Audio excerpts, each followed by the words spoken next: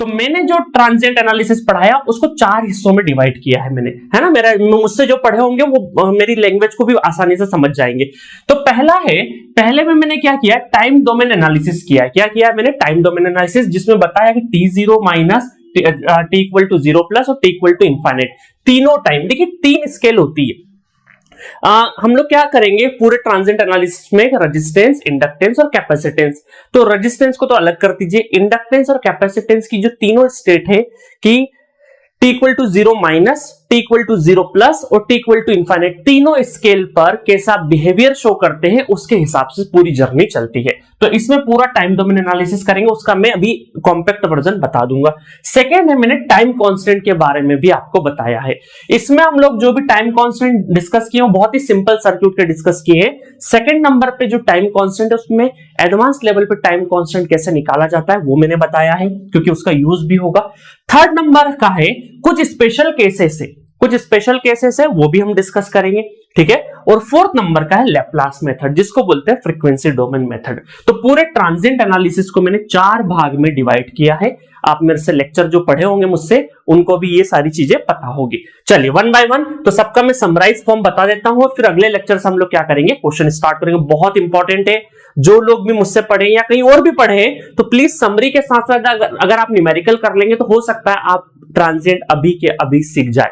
और जो मुझसे पढ़े उनके भी जो छोटे मोटे डाउट रह गए, वैसे तो डाउट नहीं रहे होंगे बट फिर भी छोटे मोटे अगर डाउट रह गए होंगे तो यहाँ कुछ क्वेश्चंस अच्छे वाले कराऊंगा जिसमें सारे टॉपिक, हर एक कॉन्सेप्ट को मैं कवर करते हुए, टच करते हुए निकलूंगा, ठीक है। चलिए स्टार्ट करते हैं समरी। तो सबसे पहले मैं आपको बताऊंगा टाइम डोमेन एनालिसिस में कि t इक्वल टू 0। देखिए मैंने आपको क्या बताया है कि ट्रांजिएंट का न्यूमेरिकल सॉल्व करने के लिए 3 स्टेप जरूरी है। स्टेप नंबर 1, इसको मैं क्या बोलता हूं, स्टेप नंबर 1, इसको बोलते हैं हम लोग step number 1, that is step 1। Step 1 में क्या देखेंगे हम लोग, किसी भी सर्किट में step number 1 t equal to 0 minus. t equal to 0 minus पे 2 चीजें हो सकती है ना, 2 चीजें हो सकती है, एक विदाउट सोर्स और दूसरा विद सोर्स। अब इसमें भी बहुत सारे स्टूडेंट को कंफ्यूजन होता है, सर ये विदाउट सोर्स विद सोर्स करते कैसे। हम ये देखते हैं पूरे नेटवर्क में जो भी न्यूमेरिकल रहेगा उसमें ये देखेंगे कि इंडक्टर और कैपेसिटर, क्योंकि यही 2 ऐसे फंडामेंटल एलिमेंट 3 होते हैं, रेजिस्टेंस, इंडक्टेंस और कैपेसिटेंस। तो रेजिस्टेंस तो क्या है, हटा दो साइड में, है ना, उसका रीजन वगैरह सब कुछ मैंने थ्योरी क्लास में दिया है। इंडक्टर और आपका कैपेसिटेंस, यही दोनों ट्रांजिएंट बिहेवियर शो करते हैं। और इनमें देखेंगे कि आपका जो नेटवर्क लगा है, जो न्यूमेरिकल मिलेगा उसमें देखेंगे कि आपका जो इंडक्टर या कैपेसिटर, मान लो इंडक्टर तो इंडक्टर को देखेंगे, कैपेसिटर और कैपेसिटर को देखेंगे, और दोनों हुआ तो दोनों को देखेंगे, है ना। तो उसमें देखेंगे कि उस पर्टिकुलर कैपेसिटर, न्यूमेरिकल के अंदर उस पर्टिकुलर कैपेसिटर या इंडक्टर पे जो आपका सोर्स अप्लाई है, कोई चाहे वो वोल्टेज सोर्स हो चाहे करंट सोर्स हो, वो उसका इंपैक्ट आ रहा है या फिर नहीं आ रहा। जस्ट लाइक एक मैं छोटा सा एग्जांपल आपको बता देता हूं। सपोज करिए ये इंडक्टर है, ये रेजिस्टेंस है और ये स्विच क्लोज मान लेते हैं। ये स्विच आपका पहले से प्लस माइनस V और एक इस तरीके से यहां पर दे रखा है, एक रजिस्टर भी मान लो, ठीक है, ये रजिस्टर भी मान लिया थोड़ी देर के लिए। तो हम ये बोलेंगे कि ये जो स्विच है आपका, जो स्विच है ये इस तरीके से गिवन होगा t इक्वल टू 0। इसका मतलब है कि t इक्वल टू 0 पे स्विच क्लोज होगा। बट जब ये क्लोज नहीं था उसके पहले वाला जो टाइम है उसको बोलते हैं t इक्वल टू 0 माइनस। मतलब ये स्विच का जो डायरेक्शन है, देखिए कुछ जगह पे आपको ऐसा भी डायरेक्शन मिलेगा, कंफ्यूज मत होइएगा, है ना। कुछ जगह पे स्विच का इस तरीके से भी दिखेगा, स्विच का इस तरीके से ओपनिंग। इसका मतलब क्या है कि ये पहले से क्लोज था और t इक्वल टू 0 पे क्या हुआ है, ओपन हुआ है। और इस डायरेक्शन का मतलब है कि पहले से ये क्या है, ओपन है और t इक्वल टू 0 पे क्लोज हुआ है। समझ में आया, दोनों में डिफरेंशिएट करता आएगा, बिल्कुल आएगा। वैसे तो लैंग्वेज में लिखा रहेगा क्वेश्चन में, फिक्र करने की जरूरत नहीं है, बट ये सिंबल आपको पता होने चाहिए। चलिए दूसरी चीज, अब ये इस एग्जांपल को लेता हूं कि t इक्वल टू 0 पे स्विच क्लोज हो रहा है। तो इसका मतलब t इक्वल टू 0 माइनस कौन सा टाइम है, जब ये स्विच क्या था आपका, ओपन था। जब ये स्विच ओपन था, तो अब हमें किसको देखना है, सिर्फ इंडक्टर, और t इक्वल टू 0 माइनस पे किसको देखना है, सिर्फ और सिर्फ इंडक्टर और कैपेसिटर को। अगर कैपेसिटर नहीं होगा तो नहीं देखना है ना, इंडक्टर नहीं होगा तो उसको भी नहीं देखना है। जो भी अवेलेबल है, चाहे इंडक्टर हो चाहे कैपेसिटर, रजिस्टर को नहीं, है ना। अब देखिएगा यहाँ पे सपोज करिए t इक्वल टू 0 माइनस पर ये स्विच क्या था आपका, ओपन था। तो इस इंडक्टर पे ये वोल्टेज, ये जो सोर्स है, ये सोर्स अप्लाई हो रहा है, बिल्कुल अप्लाई हो रहा है। तो इस इंडक्टर को बोलेंगे हम लोग विद सोर्स। क्या बोलेंगे? विद सोर्स, विद सोर्स बोलेंगे। क्या ये कैपेसिटर पे ये वोल्टेज का इंपैक्ट आ रहा है क्या कुछ भी? क्योंकि ये तो ओपन सर्किट था, ओपन सर्किट था मतलब करंट तो पास नहीं कर सकता था। इसका मतलब इस कैपेसिटर पर ये वाला जो इनपुट वोल्टेज है, ये इनपुट वोल्टेज है, इसका इंपैक्ट आ रहा है क्या? नहीं आ रहा है। इसका मतलब ये कैपेसिटर क्या है हमारा? विदाउट सोर्स है। ये क्या है? विदाउट सोर्स है। ठीक है, अब समझ में आया विद सोर्स और विदाउट सोर्स का मतलब क्या है? मैंने एक बार और रिवाइज करवा दिया। ठीक है, चलिए। तो t इक्वल टू 0 माइनस पे सपोज करिए आपका एक पहला है विदाउट सोर्स होता है। तो विदाउट सोर्स अगर है तो उसको क्या बोलते हैं हम लोग? Initially relaxed. इनिशियली रिलैक्स्ड का मतलब है कि जो इंडक्टर होगा उसमें इनिशियली रिलैक्स का मतलब है कि IL 0 माइनस इक्वल टू क्या होगा? 0 होगा। IL 0 माइनस इक्वल टू क्या होगा? 0 होगा। और कैपेसिटर में क्या होगा? इनिशियली रिलैक्स का मतलब कि VC 0 माइनस मतलब वोल्टेज अक्रॉस कैपेसिटर क्या रहेगा? 0 रहेगा। बट एक और हमने प्रॉपर्टी पढ़ी कि जो इंडक्टर है वो सडन चेंज ऑफ करंट को, वैसे तो इंडक्टर क्या करता है? चेंज इन करंट को अपोज करता है, बट जो इंडक्टर है उसकी एक प्रॉपर्टी है, it does not allow the sudden change of current. Sudden change of current को अलाउ नहीं करता है। ठीक है, तो सडन चेंज को अलाउ नहीं करता, इसका मतलब हम क्या बोलेंगे कि IL 0 माइनस पे जो करंट था वो भी IL 0 प्लस पे भी वही करंट रहेगा। देखिए 0 माइनस और 0 प्लस इसका मतलब क्या है? स्विच का जो मूवमेंट है उसके जस्ट पहले और स्विच का जो मूवमेंट हो चुका उसके जस्ट बाद, है ना? जस्ट पहले जस्ट बाद वाला। सपोज करिए स्विच क्लोज हो रहा है t इक्वल टू 0 पे, तो 0 का इसका मतलब है t equal to 0 minus open था, t इक्वल टू 0 प्लस पे क्या हो गया? क्लोज हो गया। तो जो मोमेंटरली ट्रांजिशन है उस टाइम को क्या बोलते हैं? Sudden change. क्या बोलते हैं उसको? Sudden change, switching behaviour, sudden change. तो ये इंडक्टर क्या करता है? सडन चेंज ये क्या करता है? Does not allow the sudden change of current. इसका मतलब जो पहले करंट था वो भी बाद में रहेगा। तो पहले 0 था तो बाद में भी क्या रहेगा? 0 रहेगा। और सिमिलरली यहां पे वोल्टेज, कैपेसिटर क्या करता है? Voltage, sudden change of voltage को क्या करता है? अपोज करता है। इसका मतलब it does not allow the sudden change of voltage. इसका मतलब VC 0 माइनस पे 0 है तो 0 प्लस पे भी क्या रहेगा? 0 रहेगा। Except impulse signal, except impulse signal, है ना? इस चीज का ध्यान रखना, ये मैंने ऑलरेडी आपको थ्योरी में बहुत डिटेल में कवर किया है। तो हमने देखा कि t इक्वल टू 0 माइनस पे आपको देखना है कि अगर विदाउट सोर्स है इसका मतलब इनिशियली रिलैक्स्ड है, इंडक्टर में कोई करंट नहीं है, तो IL 0 माइनस इक्वल टू और IL 0 प्लस दोनों के दोनों बराबर है और वो 0 है। यहां पर वोल्टेज अक्रॉस कैपेसिटर 0 है। अच्छा, बहुत बार स्टूडेंट क्या गलती करते हैं, है ना? बहुत बार ट्रांजिएंट पढ़ने के बाद भी क्या गलती करते हैं कि t इक्वल टू 0 माइनस पे विदाउट सोर्स में वो रजिस्टर के अक्रॉस भी देखने लग जाते हैं। आपको ये सब नहीं करना है। t इक्वल टू 0 माइनस पे सिर्फ और सिर्फ आपको इंडक्टर और कैपेसिटर को ही देखना है, इंडक्टर और कैपेसिटर को ही देखना है, इसके अलावा किसी को भी नहीं देखना है। क्योंकि हम चेक करना चाह रहे हैं कि क्या इंडक्टर और कैपेसिटर में पहले से कोई एनर्जी तो नहीं है, वो चेक करने की कोशिश कर रहे हैं। ठीक है, चलिए अब मैं बोलूंगा कि सपोज करिए इसका उल्टा होता, जैसे कि यहां पर क्या एक विद सोर्स है दूसरा विदाउट सोर्स है। तो मान लेते हैं यहां पे क्या होता? विद सोर्स है ना? विद सोर्स है। तो यहां पर अगर विद सोर्स है, कोई भी आपको गिवन सर्किट गिवन है और उसमें क्या है? विद सोर्स है, तो इसका मतलब जो इंडक्टर होगा वो शॉर्ट सर्किट हो जाएगा और वहां से एक आई नोट करंट फ्लो होगा। जस्ट लाइक यहां पर अगर ये विद सोर्स है तो यहां पे इंडक्टर क्या होगा? शॉर्ट सर्किट होगा और यहां से करंट फ्लो करेगा। ठीक है, तो वो करंट को बोलते हैं आई नोट करंट। अब प्रॉपर्टी जो इंडक्टर की वो यहां पर भी वैलिड रहेगी कि inductor does not allow the sudden change of current. इसका मतलब है IL 0 माइनस पर अगर आई नोट है तो 0 प्लस पे भी क्या रहेगा?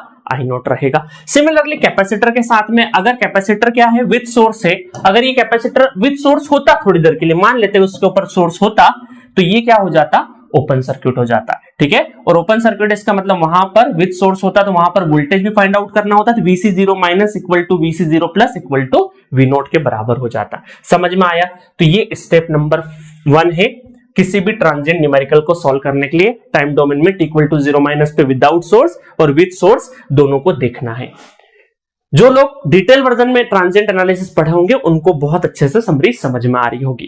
ठीक है, और जो नहीं पढ़े तो प्लीज जाके अभी भी टाइम में नेटवर्क थ्योरी पढ़ लीजिए, जी सेंटर एप्लीकेशन में पूरा रखा हुआ है। चलिए सेकंड स्टेप नंबर 2 है ना? स्टेप नंबर 2 पे चलते हैं। ये हो गया हमारा स्टेप नंबर 2। स्टेप नंबर 2 क्या है? t इक्वल टू 0 प्लस पे अब t इक्वल टू 0 प्लस में हमारा आधा काम तो क्या हो गया था, यहां पर ही सॉल्व हो गया था, आधा काम तो हमारा यहां पर ही सॉल्व हो गया था। देखिए 0 प्लस पे वापस से हम लोग सर्किट बनाएंगे, है ना, जैसे हम लोगों ने पिछला सर्किट लिया ना, वो वापस से हम लोग देखिए ये सर्किट था हमारा ये, ठीक है, और ये इंडक्टर था हमारा, तो इंडक्टर क्या हो गया था, शॉर्ट हो गया था ना, इंडक्टर शॉर्ट हो गया था। चलो अभी तो मैं यहाँ पे वो बता देता हूँ, इंडक्टर और यहाँ पर आपका कैपेसिटर, स्विच क्लोज हो गया, यहाँ पे आपका रजिस्टर, ठीक है। चलो छोड़ो, अभी मैं इस सर्किट को ड्रॉ नहीं करता हूँ। 0 प्लस पे आपको क्या करना है कि IL 0 इंडक्टर के अक्रॉस पहले से आपको पता है, क्योंकि आपने यहीं पे पता लगा दिया था ना कि IL 0 प्लस क्या है, 0 है, तो यहाँ पे ऑलरेडी पता लग गया था। तो अगर जो विदाउट सोर्स वाला होगा, विदाउट सोर्स वाला अगर रहेगा तो वहां तो 0 रहेगा, ठीक है। तो इंडक्टर क्या हो जाएगा, करंट 0 का मतलब क्या है, ओपन सर्किट, करंट 0 का मतलब क्या है, ओपन सर्किट, ठीक है। और कैपेसिटर का अगर 0 रहेगा तो वो क्या हो जाएगा, शॉर्ट सर्किट हो जाएगा, ठीक है। और अगर विथ सोर्स वाला होता तो IL 0 प्लस की जगह क्या होता, I नोट करंट रहता, है ना, जो हम लोगों ने I नोट करंट पिछले बार ही निकाल लिया है, इक्वल टू 0 माइनस पे भी निकाल लिया है, ठीक है। और कैपेसिटर, और लगता कैसे, सर्किट कैसे बनता, इंडक्टर क्या हो जाता, ओपन सर्किट होता, और उसके पैरेलली क्या होता, करंट सोर्स लगता, और इसके डायरेक्शन का ध्यान रखिएगा, जो करंट का डायरेक्शन है उसी डायरेक्शन में आपको एरो बनाना है, ठीक है। और जो कैपेसिटर है, वो कैपेसिटर क्या होता, टेम्पररी वोल्टेज सोर्स बनता, और इसकी पोलरिटी भी वैसी ही होती जैसी पहले से गिवन रहेगी, ठीक है। यहां पर जो पोलरिटी होगी उसी पोलरिटी का टेम्पररी वोल्टेज सोर्स बनेगा, और उसका शॉर्ट सर्किट में क्या रहेगा, सीरीज में शॉर्ट सर्किट बन जाएगा, है ना। जस्ट लाइक मैं एक एग्जांपल बताता हूं, जैसे यही एग्जांपल ले लेते हैं थोड़ी देर के लिए। तो यहाँ पे इंडक्टर क्या था, विद सोर्स था, और कैपेसिटर विदाउट सोर्स था, है ना। तो अब यहाँ पे t इक्वल टू 0 प्लस पे सर्किट कैसे बनाते हम, t इक्वल टू 0 प्लस पे सर्किट कैसे बनाते देखना है। यहाँ पे वोल्टेज और ये रजिस्टर, और इंडक्टर में करंट था, करंट निकाल लिया होगा हमने, तो करंट था, तो इसका मतलब है ये करंट का डायरेक्शन मैंने कुछ इस डायरेक्शन में बना दिया, और ये स्विच क्लोज हो गया, यहाँ पे रजिस्टर था, ठीक है। और कैपेसिटर क्या था, विदाउट सोर्स था, कैपेसिटर विदाउट सोर्स था, तो ये क्या हो जाएगा आपका, शॉर्ट सर्किट हो जाएगा, ठीक है, शॉर्ट सर्किट, ये ओपन सर्किट। देखिए दोनों के बिहेवियर डिफरेंट है। t इक्वल टू 0 प्लस पे बनाए, क्योंकि जो इंडक्टर था वो विद सोर्स वाला था, तो इस तरीके से हमें बनाना है। और जो कैपेसिटर था वो क्या था, विदाउट सोर्स वाला था, तो ये विदाउट सोर्स वाले में क्या चलेगा आपका, जस्ट शॉर्ट सर्किट हो जाएगा। समझ में आ गया। तो ये इस तरीके से आपका चलता है। तो बहुत ही बेसिक सी चीजें हैं। आपको विद सोर्स और विदाउट सोर्स कहां चेक करना है, एक तो स्टेप नंबर फर्स्ट में। सेकंड स्टेप में आपको चेक करने की जरूरत नहीं विद सोर्स या विदाउट सोर्स आपको, क्योंकि पहली स्टेप में ही आप अगर विदाउट सोर्स होगा तो 0 प्लस वाली कंडीशन वैसे ही लेके आ गए होंगे, क्योंकि वोल्टेज 0 है, इसका मतलब क्या है, शॉर्ट सर्किट है ना। वोल्टेज 0 है, इसका मतलब क्या है, शॉर्ट सर्किट। देखिए शॉर्ट सर्किट बना दिया है ना, और शॉर्ट सर्किट का मतलब क्या है, VC 0 प्लस क्या हो गया, 0 हो गया, ठीक है। और यहां पर I नोट करंट आपका फ्लो कर रहा है। अगर विद सोर्स है तो, विद सोर्स है तो आपने देखा विद सोर्स है तो यहां क्या हो गया, IL 0 प्लस I नोट हो गया, ठीक है। और ये हमने क्या कर दिया, ओपन सर्किट इसके पैरेलल में लगा दिया, ठीक है। अगर मान लो कैपेसिटर होता आपका विद सोर्स तो फिर कुछ वोल्टेज सोर्स भी लगाते, क्योंकि पिछली कंडीशन से हमें वोल्टेज भी निकल के आता। समझ में आया पूरा का पूरा विद सोर्स विदाउट सोर्स। तो पहली स्टेप में ही विद सोर्स विदाउट सोर्स देखना है। सेकंड स्टेप में आपको कुछ भी नहीं करना है, जो आपने फर्स्ट स्टेप से जो कंक्लूजन ड्रॉ किए उनके बिहाफ पे आपको t इक्वल टू 0 प्लस पे सर्किट ड्रॉ करना है, ठीक है। चलिए third step t equal to infinite. Third step क्या है आपकी, t इक्वल टू इनफाइनाइट। इस पे भी आपको क्या देखना है, विद सोर्स और विदाउट सोर्स। Step number 3,